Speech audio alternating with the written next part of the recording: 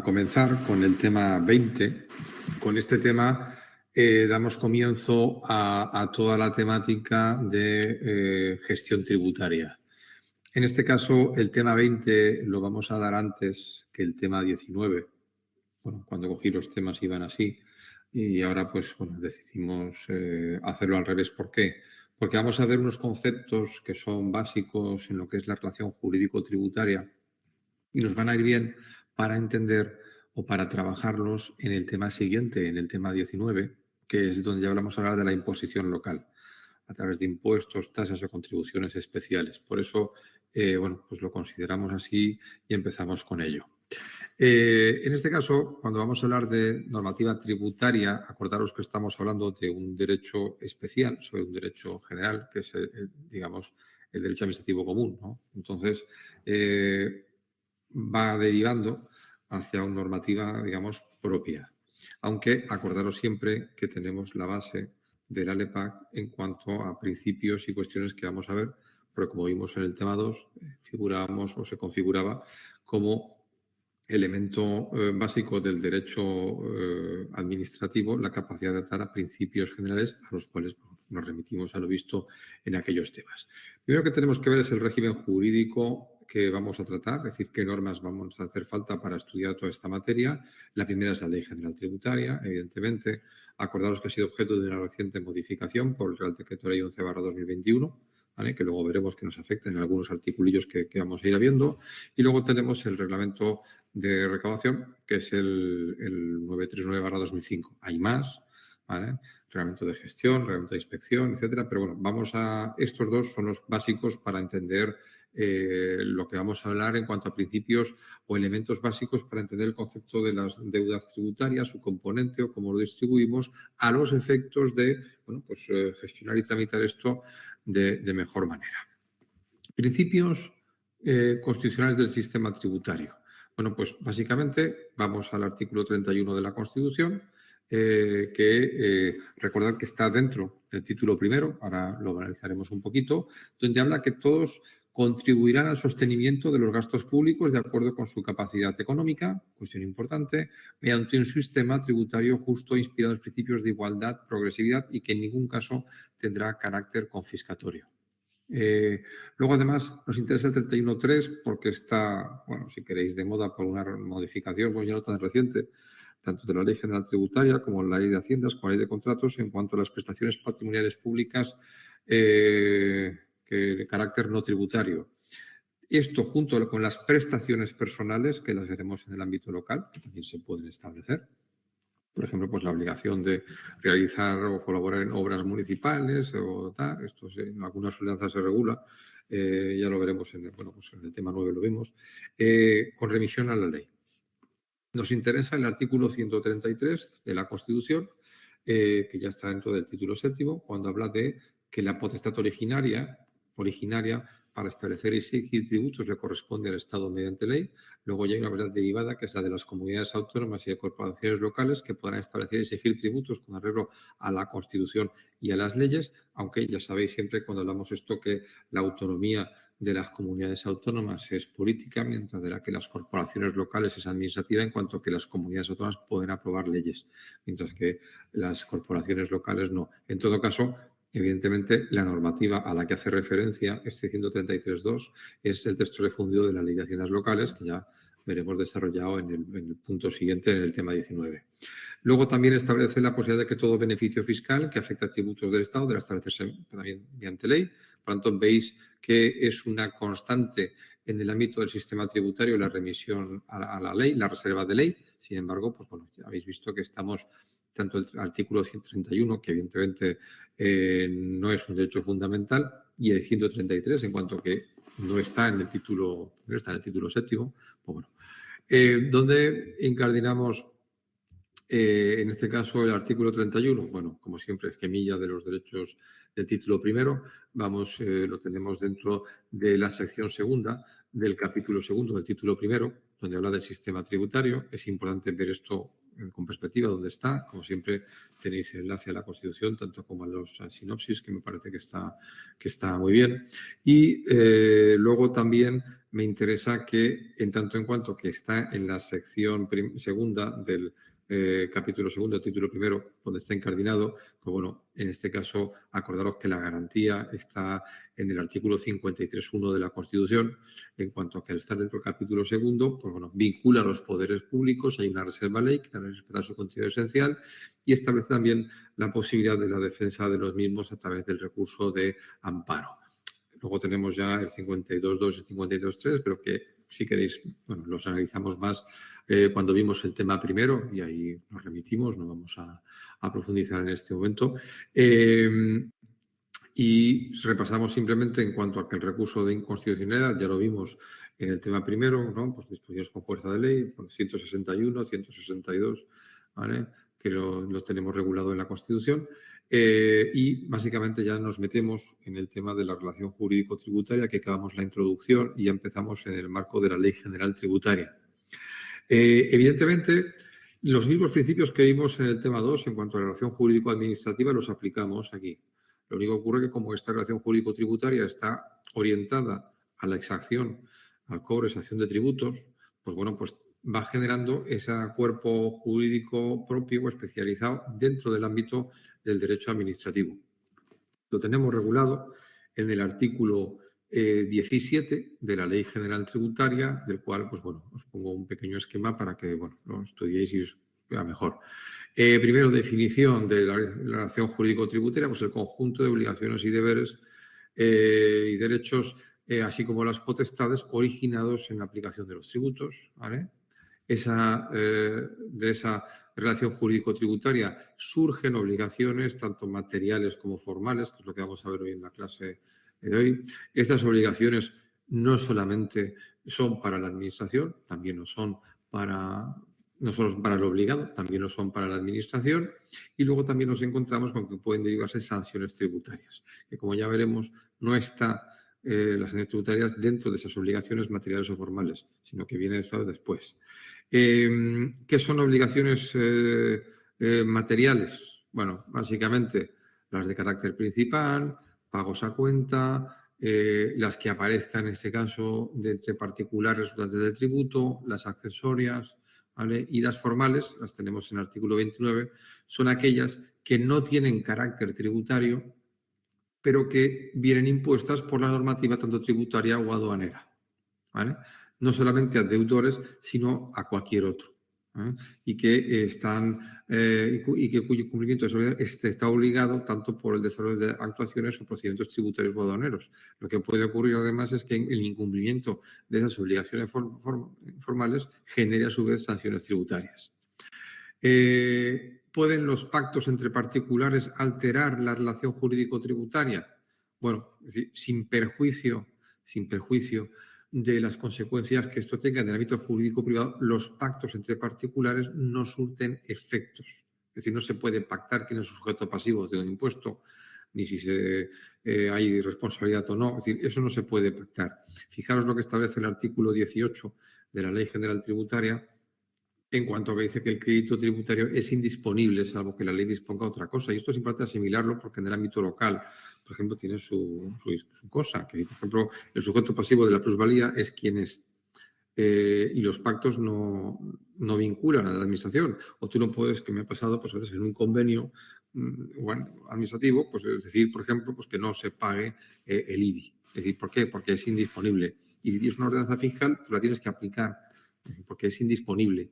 Y eso, a la hora de decir, o tienes un precio público, en este caso estamos fuera de aquí, pero bueno, viene a ser más o menos igual, en el sentido de que si hay una ordenanza fiscal, en este caso no fiscal, un precio público, pero que te señala que tienes que liquidarlo, pues hay que liquidarlo, no se puede establecer. Otra cosa es que si tú has pactado con un tercero, con un otro, que pague la plusvalía, es decir, lo que va a ocurrir es que la administración te va a exigir a ti el pago de ella, pero tú, en virtud de ese pacto, le puedes exigir a él que te la abone. Es decir, no significa que los pactos no tengan efectos, tienen efectos entre los que lo han realizado, de modo que si el otro no cumple, pero que si el otro no cumple, la administración a quien va a exigirle es a ti, no le va a exigir a él. Vamos, por tanto, a ver primero qué es la obligación principal o la obligación tributaria principal. Es decir, claro, la obligación tributaria principal, pues ¿cuál puede ser? El pago de la cuota derivada del tributo, ¿vale? Y en este caso tenemos que varios conceptos en este marco, que son el concepto de hecho imponible. El hecho imponible es el presupuesto de hecho que fija la ley y que, evidentemente, vimos antes en el artículo 31, en principio pone de manifiesto la capacidad económica del sujeto pasivo y se define por la ley, y en este caso la realización del mismo o de ese hecho imponible origina que nazca la obligación tributaria, en este caso principal.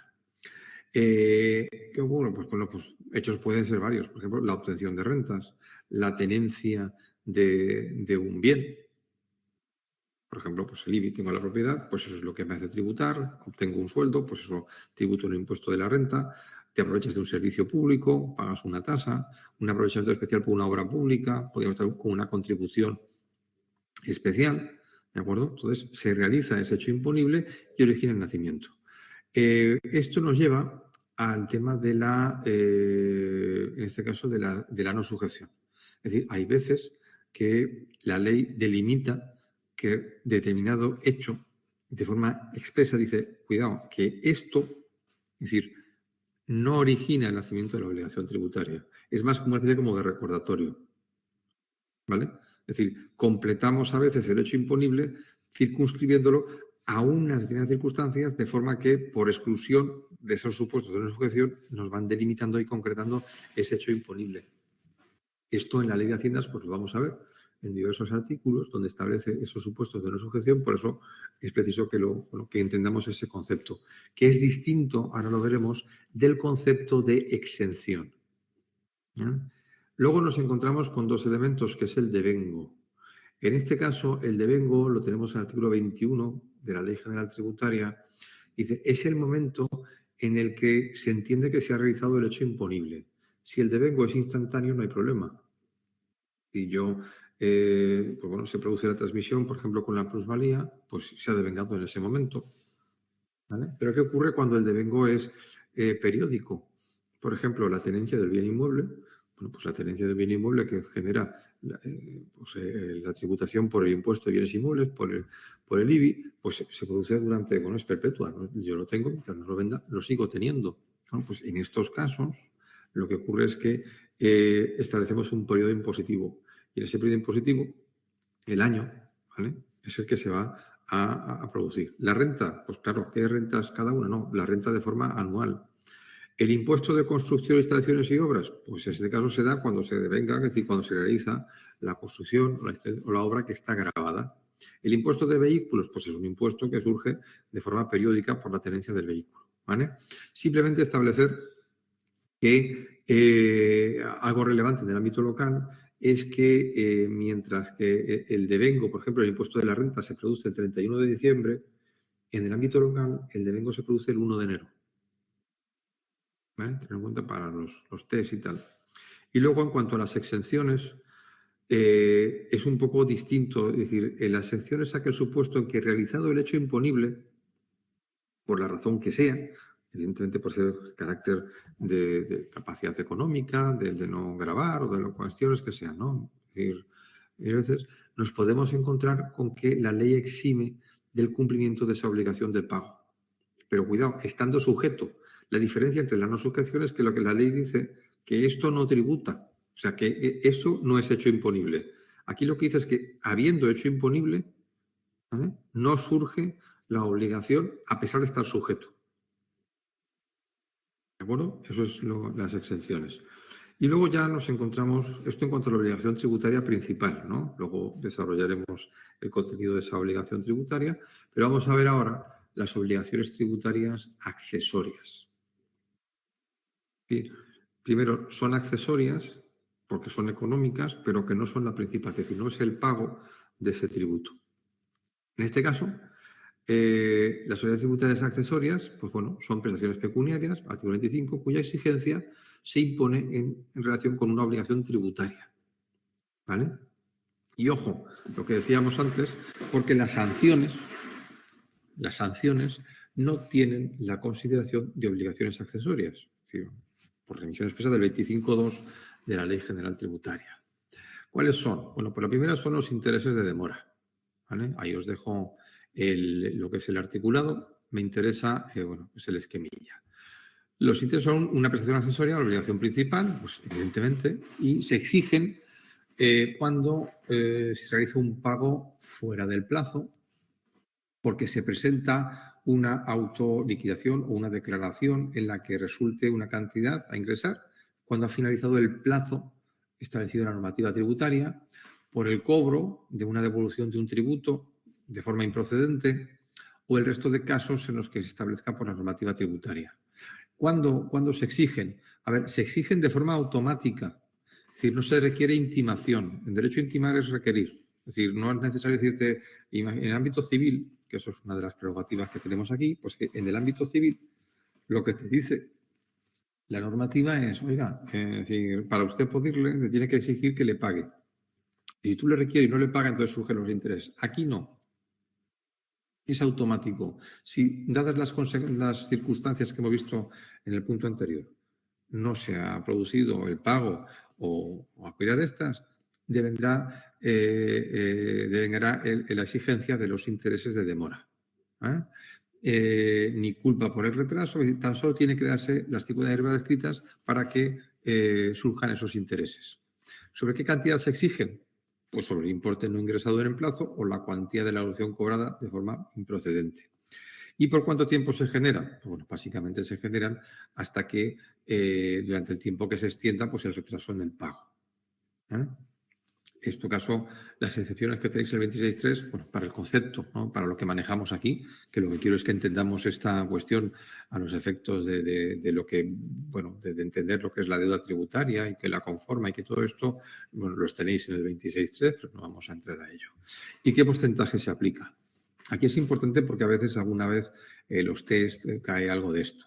En principio, el 26.6 habla de el interés legal del dinero incrementado en un 25%. ¿Qué ocurre? Bueno, pues ocurre que la Ley de Presupuestos Generales del Estado establezca otra cosa distinta. Para este año, para el 2021, bueno, pues la adicional 49 de la Ley de Presupuestos establece primero que el interés legal es el del 3%, ahí lo fijamos siempre, pero establece además que el interés, en este caso de demora, lo fija en el 3,75. ¿Vale? Es decir, que si aplicáramos directamente el 26.6, igual estaríamos en un 3,25, ¿vale? Pero nos encontramos con un 3,75. Bien. Bueno, simplemente ejemplos de casos en los que se exigen, los tenéis en el artículo 26.2, o sea que puede haber más, pero bueno, pues, en este caso son los que marcan ahí. Simplemente que finalice el pago en periodo voluntario, que finalice el plazo para la autoliquidación o para la declaración sin que se hubiera presentado o si se hubiera presentado incorrectamente, salvo las excepciones que vemos por la declaración extemporánea sin requerimiento previo. Cuando se suspenda la ejecución del acto, salvo en el supuesto de recursos o reclamaciones, mientras finalice el plazo, por el tiempo que transcurra hasta la finalización del plazo de periodo voluntario. Luego también cuando se inicie el periodo ejecutivo, ¿vale? Salvo los recargos del periodo ejecutivo, recargo ejecutivo o recargo de apremio de reducido, veremos también. O cuando se reciba una petición de cobro de titulares de otros estados, bien. Y luego cuando el obligado tributario haya obtenido una devolución improcedente, ¿vale? Salvo que voluntariamente se regularice esta situación de acuerdo con lo del requerimiento previo. Esto lo ponemos en azul porque esto ha sido introducido por el artículo 13.2 del Real Decreto Ley, de la Ley 11/2021.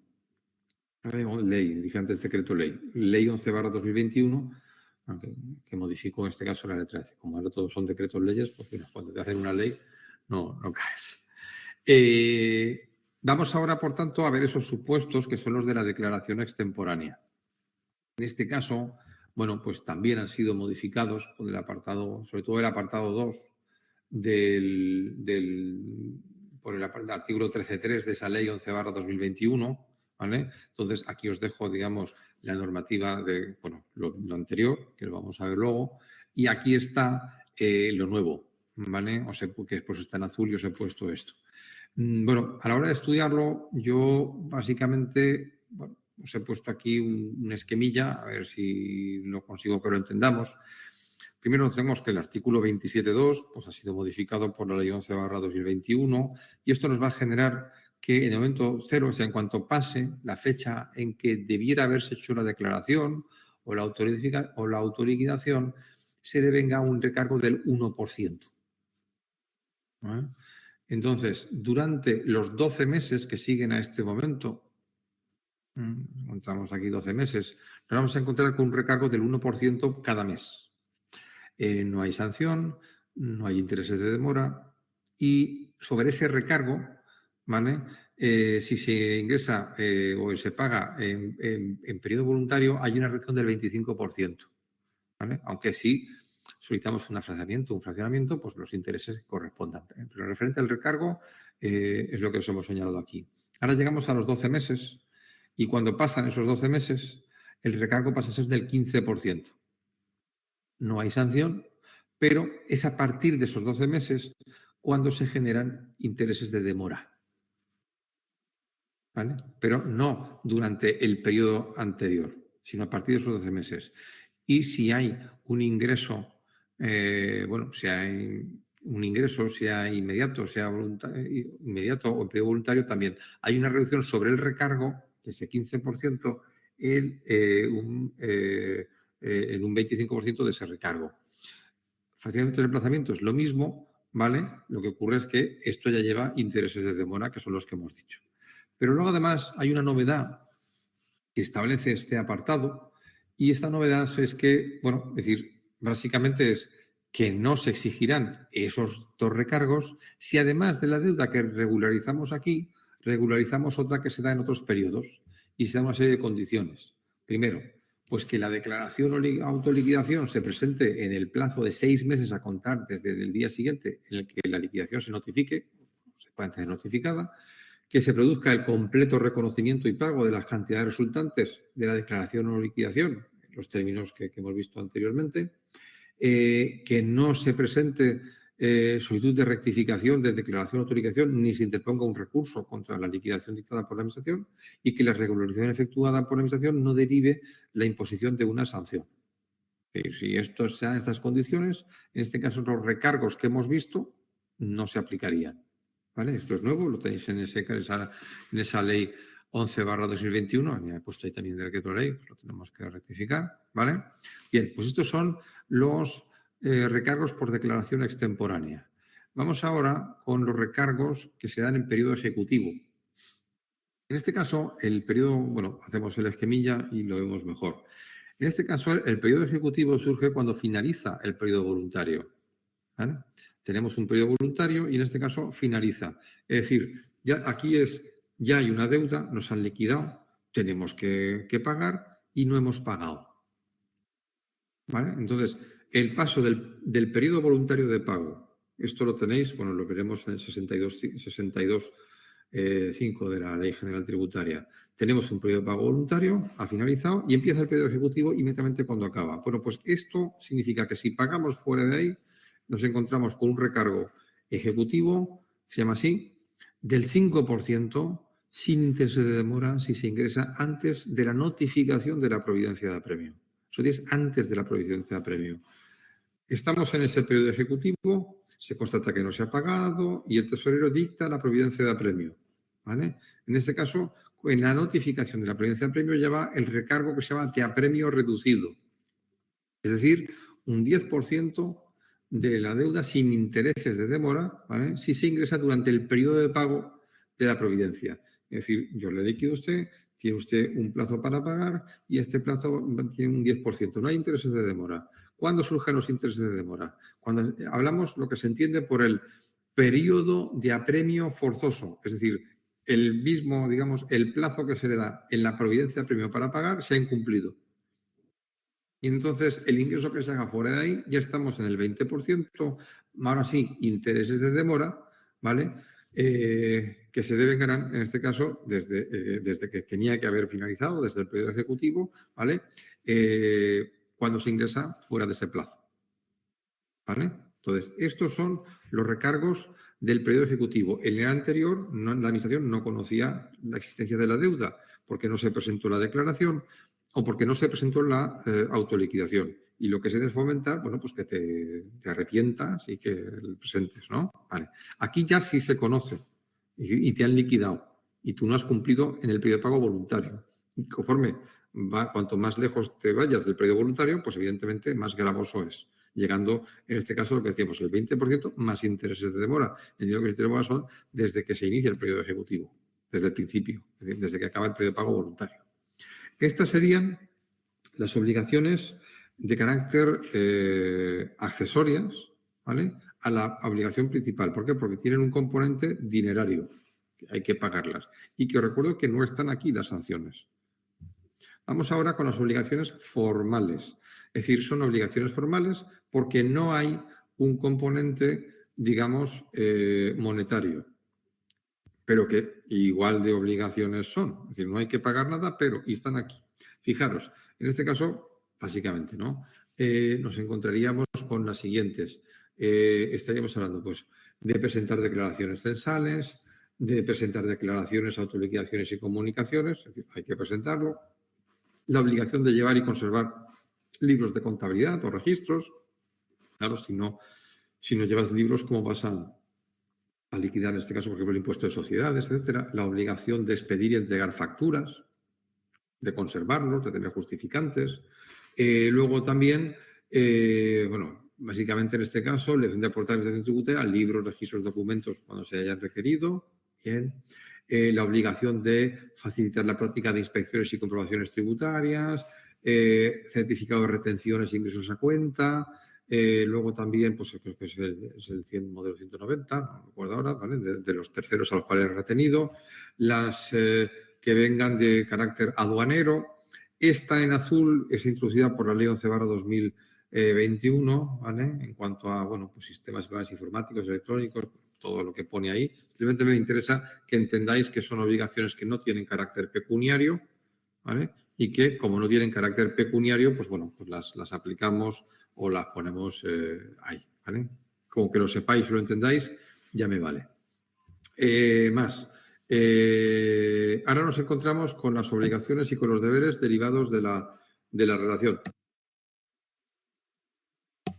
relación jurídico-tributaria. Básicamente, pues en este caso de la Administración, las derivadas de la norma de cada tributo, de ingresos indebidos y el reembolso de costes de garantías. Muy escuetamente. Lo tenéis en el artículo 31, ¿vale? Y en este caso, pues bueno, pues hay que establecer pues que, bueno, que también la administración tributaria, cuidado que a veces los intereses de demora no son solamente los que tiene que pagar el interesado o el obligado tributario, el sujeto pasivo o el obligado tributario en este caso, sino que además también puede ser la administración por devoluciones de ingresos indebidos. Vamos a ver estas situaciones, ¿vale? En este caso, las devoluciones derivadas de la normativa de cada tributo. Bueno, pues aquí nos encontramos con que, bueno, pues hay veces que nos encontramos con que hay que devolver unas cantidades, pues yo qué sé, pues que están ingresadas o soportadas, pero habla de debidamente. Es decir, que la liquidación fue correcta, que se hizo tal, pero por alguna circunstancia, ahora lo veremos con un ejemplo práctico con el impuesto de construcción, instalaciones y obras, donde la cuestión está que se ingresó debidamente y por la razón que sea se produce la necesidad o se origina la devolución. Bueno, pues transcurrido el plazo de 6 meses, ¿vale?, surgen aquí los intereses de demora sin necesidad de que el obligado lo solicite. Es decir, tampoco requiere intimación por parte del obligado, ¿vale? Y en este caso son los que hemos visto del artículo 26 de la Ley General Tributaria, que aquí operan en sentido inverso al que hemos visto o al que estamos acostumbrados. Aquí os decía, por ejemplo, el impuesto de construcción, instalaciones y obras, bueno, donde hay un ingreso, una liquidación provisional del ICIO, donde antes de, pues a veces de acuerdo con lo que establezca la ordenanza fiscal, donde, bueno, pues el obligado tributario ingresa esto antes de que realizar la obra, ¿no? Y por la razón que sea, fijaros, pues toda esta época de la crisis, etcétera, donde se desiste de la licencia, en este caso, es decir, como no se ha producido el hecho imponible, ese ingreso que era debido, pues ahora se requiere el derecho a la devolución.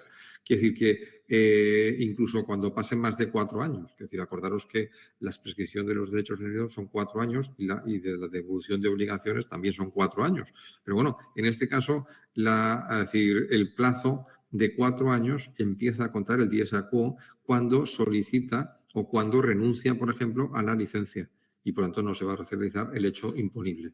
Lo que quiero decir es que aquí estamos haciendo una devolución de un ingreso que era debido, que no fue incorrecto. Esto le contrapone con otra circunstancia, que es la devolución de ingresos indebidos. Es decir, aquí es cuando se ha ingresado indebidamente en la administración. ¿Por qué? Porque me han liquidado mal, porque ingresé, he recurrido y me han dado la razón y me lo tienen que devolver. O simplemente a veces porque ingresé pues 2 veces. Es decir, un ingreso indebido. No debía haberse ingresado. Y aquí lo mismo, surgirá el tema de abono de intereses de demora, ¿vale? Sin necesidad de que se haya intimación. Y se devengarán, cuidado aquí, desde que se realice el ingreso indebido hasta la fecha en que se ordene el pago de la devolución de ese ingreso. ¿De acuerdo? Y luego, por último, nos encontramos ya con el reembolso de las garantías, del coste de las garantías. Pues es lo mismo. A veces, cuando nos hacen una liquidación, tenemos que pagar, pero recurrimos. Y para suspender o la ejecución del cobro o de lo que sea, nos piden una garantía, un aval o una fianza. Evidentemente, el aval, sobre todo, tiene unos costes, ¿no? que he tenido porque el banco me dé el aval y todo esto. Bueno, pues los costes que yo he tenido por un ingreso que ha sido declarado improcedente vía sentencia o vía una resolución administrativa firme, pues los costes tendrán que devolverse al interesado. Y en este caso, ese interesado será con el abono del interés legal, ¿vale? Interés legal, acuerdo que era el 3%, no de demora, legal, sin necesidad de que haya intimación también, ¿vale? Sin necesidad de que haya intimación. Bueno, pues esto sería en cuanto a esos elementos de la acción jurídico-tributaria y en la próxima clase pues veremos también el concepto, bueno, pues de los obligados tributarios en esa relación jurídico-tributaria, ¿vale? Venga, pues aquí lo dejamos.